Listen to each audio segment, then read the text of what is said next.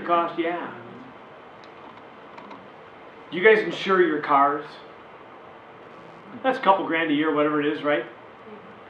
Do you hope your car gets stolen? No. But you pay premiums year after year after year after year, and you never see that money back ever again. It's not $2,000 a year, it's way more than that. That's your lost opportunity cost. So not having this in my world at 5% for the next 30 years means I won't have an account with 865 in it. It went to them. Times 3 kids, $2.5 million. And you want to try to retire on the back end of that, it's really difficult. Do you see that? Okay. So, what I have suggested people do, no, I shouldn't erase college, sorry, that's dumb. We're talking college. Okay. What I've suggested people do is this. Here's my model again. That's too big. Okay, here. Okay, the 529 plan sits right here on that model, by the way. You've got one, and it's on the back of those pages that are stapled together, so you can kind of see what I'm doing. Here's where the 529 sits. And we put money into this account on the idea that it's going to grow such that one day we use it and we exhaust it and school got paid for. And we incur an $800,000, $900,000, $1 million loss per child. Now, having 3 daughters, when they were like 3, 4, and 6, my kids are close together in age, 40 months, I called up at the time my financial advisor. By the way, if somebody ever says you have a financial planner, ask them this. How do you know? Just for the fun, I just kind of play with them. How do you know? They're going to go, what do you mean? Well, planning. Is the future a known commodity? Do we know the future? No. So how can you plan? You can't. All you can do is do the best you can today and wait till tomorrow and do it again. But there is no planning because I have no idea what's going to happen Thursday or the rest of the month or the rest of the year. So I called him over and I said, Jim, I got to put 3 girls through school one day. What do you suggest I do? So I'll meet you at noon on Wednesday. We'll sit at your kitchen table. We'll go through that. I said, fine. So he came over. And I said, okay, one more time. I got to put 3 girls through school. What should I do? And here's what he said. You ready for this? Okay, are you seriously? You ready for this? He said, you need to buy as much permanent life insurance as you possibly can. And I said, okay, all right, I'm sorry, I wasn't clear. I got to put 3 daughters through college. And he repeated that statement to me again, and I went, okay, whatever. He said, let me show you why. I said, okay. So he said, whatever you were going to do here, wherever that was going to be, do it here. Because number one, you're going to get death benefit, that if you die, your kids go to school. He said, if you become hurt or disabled, your kids will go to school. He said, if you live, your kids will go to school. And I thought, okay. Because if I make one deposit here of $15,000 and I die, there's $15,000 in that fund to pay for school. If I do that here, there's maybe $1.5 million. So I went, okay, I'm getting your drift, but he says, okay. Here's what happens. As you fund this, you're going to build a thing called a cash value account down here. And I was doing this when my kids were 3, 4, and 6. So I had lots of years to go. And so I started doing this. Now, over time, this got bigger, like this would have. I had a little cost to get the insurance in place, and yada, yada, yada. But that goes away over time or it gets much lessened, and you start building a bunch of cash. And he goes, here's what you're going to do, or you could do. When your oldest is 18, or about, I guess, 19, she graduates high school at 19, so I had 14 years to get ready for this. He said, you're going to go to this account, and you're going to borrow a bunch of money out of that account. You're going to come down here, and you're going to buy a house. You're going to pay cash for it. Now, cash, yes, in this case, but for 4 years, not for long term. And you're going to buy a house. So there's no mortgage. There's just utilities, taxes and utilities, whatever, okay? And you're going to put 6 kids in here who you may or may not know, who are going to probably pay you somewhere between $400 and $500 a month for a house with kitchen, bathrooms, rooms, whatever. times 6. Let's use the 500 because the math is easier. That's 6,000 a year times 6 is 36,000 bucks a year coming out of this property with these kids living in it near the college campus. And I take that $36,000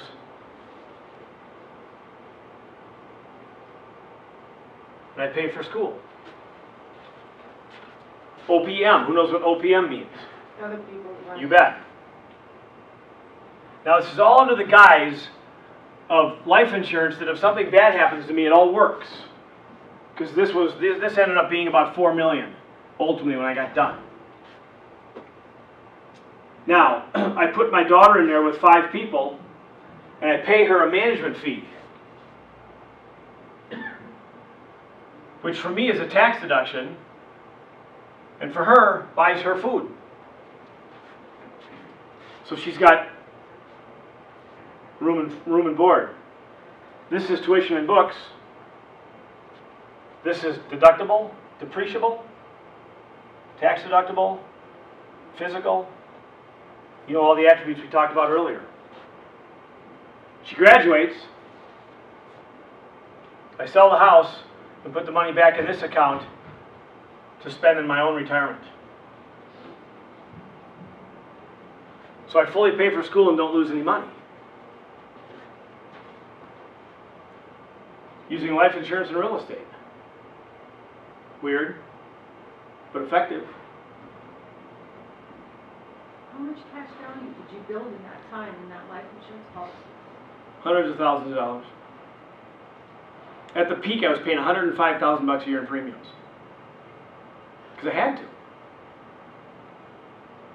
The money has to reside somewhere, and Jim showed me the best place to store it, other than real estate, but I use real estate as the tool. Did you take money out of the policy to buy, that's what you're saying, to buy the real estate? I borrowed from myself. Yeah. What's the time limit on borrowing it? What's the time limit to borrow it? As soon as there's money there. Does it have to be a certain number of years it can be borrowed?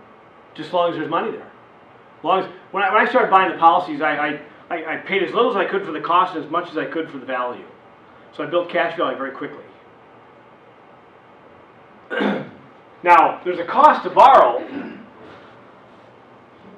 You might think, well, that's stupid, it's your money. Well, is there a cost to borrow your equity in your home? Yeah. That's your money, but you got to pay 5-6% to get your hands on it. So I did that. Guess what? Because the properties that I bought were investment properties and not my real one, the interest I paid is tax deductible because it's for investment purposes. So I picked up a tax deduction there as well. And then I just told my daughter, I said, when it comes time to have a big bash and a party, just don't do it in our house. Do it somewhere else. The cool thing was, learn how to operate a balance sheet and an income statement. They teach that in school? No. This was as good education here as she got sitting in class. Maybe better.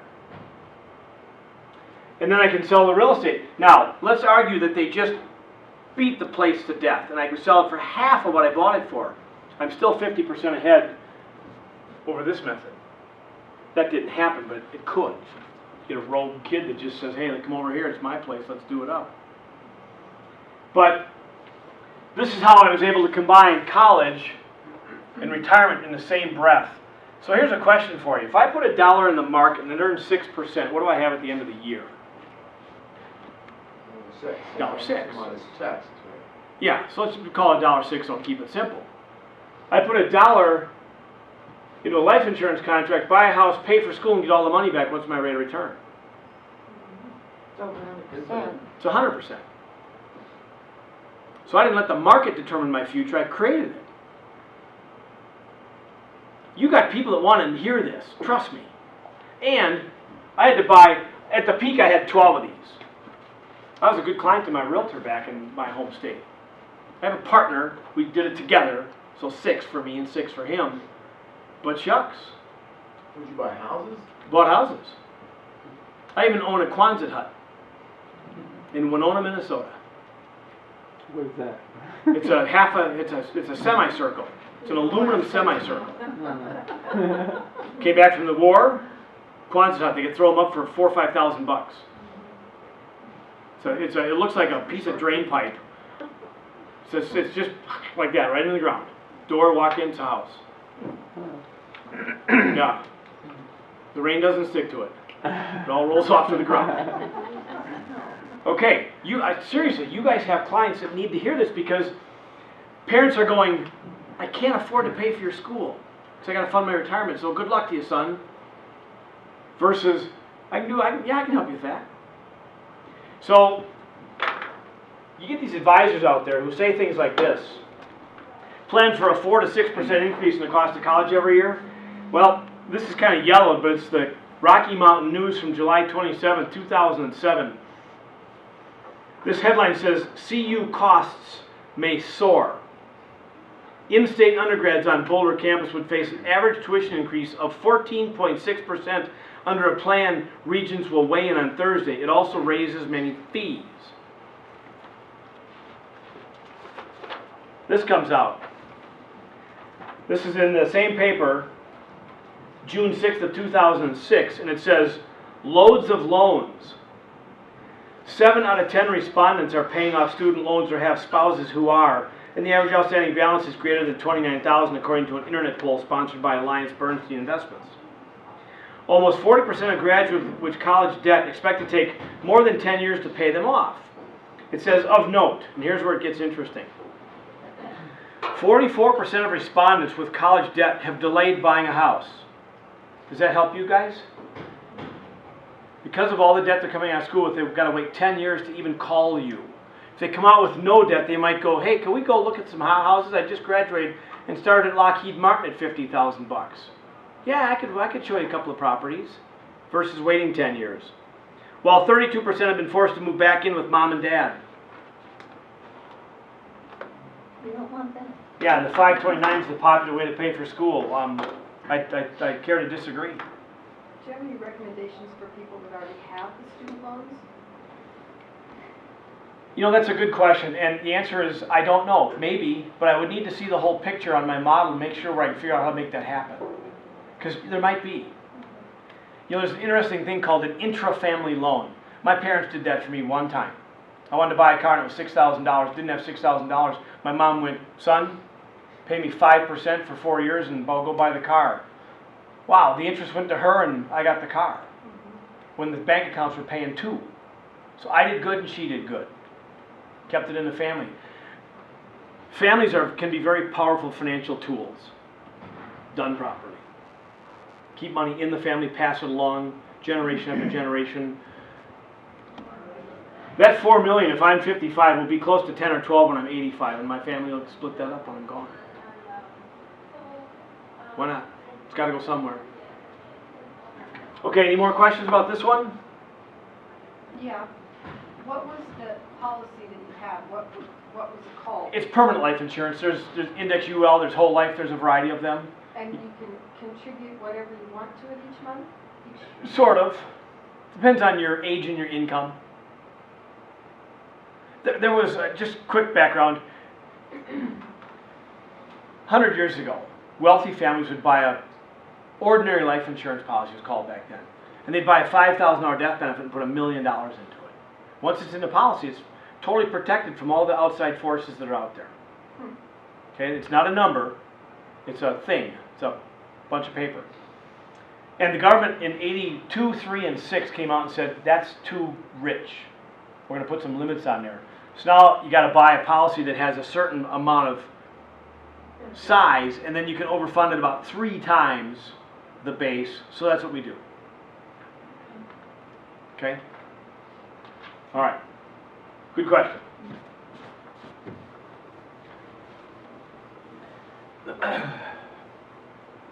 I know this can get a little messy, but what I want you to notice when I draw these diagrams up here is all of the arrows, because that's money moving, not sitting still. And I think that's an important aspect of building wealth. All right, do any of you guys in this room, you probably don't, but do any of you guys work with first-time buyers?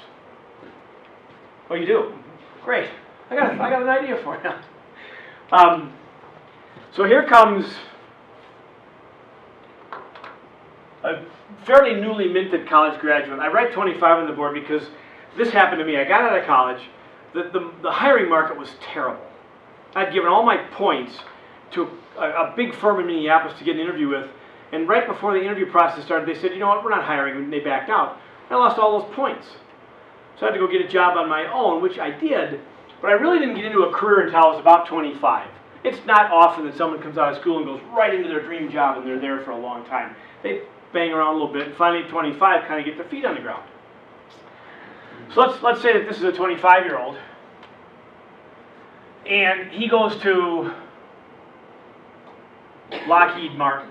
And let's just argue that his income, he's a high GPA engineer and he's going to get $50,000 a year starting. Awesome. So he's got his degree, he gets his job, and for the first week or so, he's going to spend most of his time in human resources learning about this place he's just been hired by. So they talk to him about the history of the company and who all those people on the wall are as you walk into the building and so on and so forth, and your benefits for medical and dental and vision and insurances and all the stuff. And at some point, the HR person gets around to asking this newly minted college graduate, how much would you like to contribute to the company's savings plan? Well, let's go back to law of the masses. He or she says back to the HR person, what do most people do? And he or she says, well, they put in 6% because we match 50 cents in the dollar the first 3%, so most of them put in 6%. And the person goes, okay. And somewhere on their paperwork is a box, and they go like this to put in 6%, and that's the sum total of the retirement plan. You've all heard it said we spend more time planning our vacation than we do our financial future. There's a good example. So 6% of 50,000 is 3,000 a year. Now this person's 25. Let's not lose sight of that. Okay, now I got a question for you. Where does this person go live? What do they do? They rent an apartment. What do they pay for rent? $2,000 a month. I don't know. Okay, that's big. I just dropped the bowling ball on my foot, but how about $1,500 a month? Fair? All right. Okay, so $1,500 a month rent times 12, 18 grand. I have a question for you. Are they going forward financially or backward financially? At a high rate of speed. They're saving 3 and spending 18. So I come along and go, you know what? You're 25 years old. Let's not bother with this, and let's take this 3 and this 18, which is 21,000. And who can tell me with 21,000 bucks a year if they can buy a property? Absolutely. That'd make a mortgage payment in a lot of places, nice places. Now they may need mom and dad for a gift letter. Maybe they got some money, they got some inheritance, who knows what, but they can go buy a property and get their feet on the ground. We've got 40 years to put together the retirement strategy. Let's stop wasting $18,000 a year on rent, and let's go help these people buy a house. So as you're driving your clients around town, you might query them and go, hey, you got any kids? Yeah, what are their ages? Well, they're 9 and 11 and 14. Have you thought about how you're going to put them through college? And they might go, why are you asking me that? You're a realtor. Well, I got an idea for you down the road, or maybe you want to talk about it now. Or you find out their kids are just getting out of school, they're proud, they're going, hey, my daughter's graduating in May from such and such. And you go, they got a job lined up? Yeah, where are they going to live? Just maybe, you just toss these questions out there. Why do you, well, that's interesting, why do you ask? Well, I got an idea. Maybe we get them into a property right now, or the minute they graduate. I can't tell you the number of people that I helped buy, when I was in the mortgage business, helped buy houses at 25, 6, and 7, that then put 3 of their closest friends in there who made the entire payment for them.